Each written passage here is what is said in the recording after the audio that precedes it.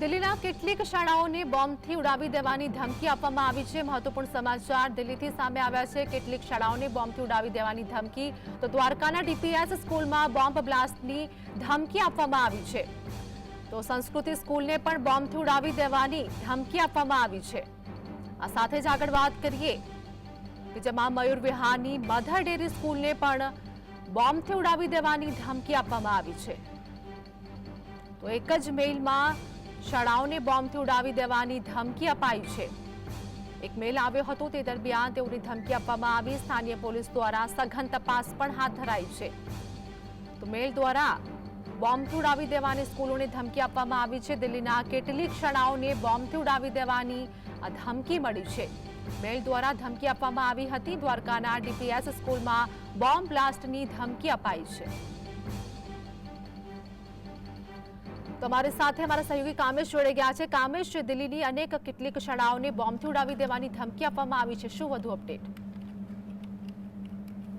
બિલકુલ ચોક્કસથી આરતી આપને જણાવી દઉં કે રાષ્ટ્રીય રાજધાની દિલ્હીથી એક ખૂબ મહત્વપૂર્ણ સમાચાર આવી રહ્યા છે ને તેને લઈને જો વાત કરવામાં આવે તો દિલ્હીની કેટલીક સ્કૂલોને એક ધમકીભર્યા ઈમેલ મળ્યો છે અને જેને લઈને ઈમેલમાં કેટલીક શાળાઓને નિશાન બનાવી અને તેને ખાસ બોમ્બથી ઉડાવી દેવાની ધમકી આપવામાં આવી રહી છે। મહત્વની વાત જો કરવામાં આવે તો દિલ્હીની આ કેટલીક શાળાઓમાં ઈમેલ મળ્યો છે ને તેમાં એ સ્કૂલોને ખાસ કરીને બોમ્બથી ઉડાવી દેવાની ધમકી મળતા જ એક બાજુ કહી શકાય કે એક ભયનો માહોલ છવાયો હોવાની વાત સામે આવી હતી। જે અહેવાલ અત્યારે મળી રહ્યા છે તે પ્રમાણે ખાસ કરીને દ્વારકાની વાત કરવામાં આવે તો દ્વારકાની જે ડીપીએસ સ્કૂલ જે છે તેને પણ ધમકીભર્યો ઈમેલ મળ્યો છે। આ સાથે જ મયુર વિહારની મધર મેરી સ્કૂલ અને નવી દિલ્હીની સંસ્કૃતિ સ્કૂલ જેવી જે હાઈ પ્રોફાઇલ સ્કૂલો જે છે તે સ્કૂલોનો પણ સમાવેશ કરવામાં આવ્યો છે।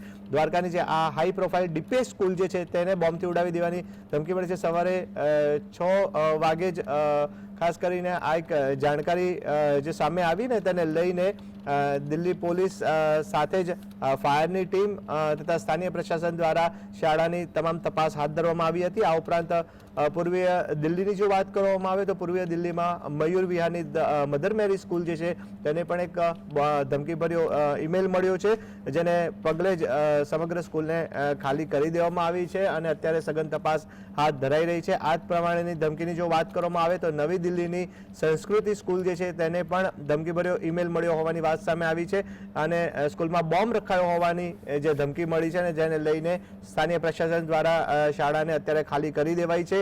આ ઉપરાંત વાત કરવામાં આવે તો બીજો જ આવો જ એક ધમકીભર્યો ઈમેલ જે છે વસંત કુંજની ડીપીએસ સ્કૂલ જે છે અને દક્ષિણ પશ્ચિમ જિલ્લાની જે ડીએવી સ્કૂલ જે છે તેને પણ ધમકીભર્યો ઈમેલ મળ્યો છે।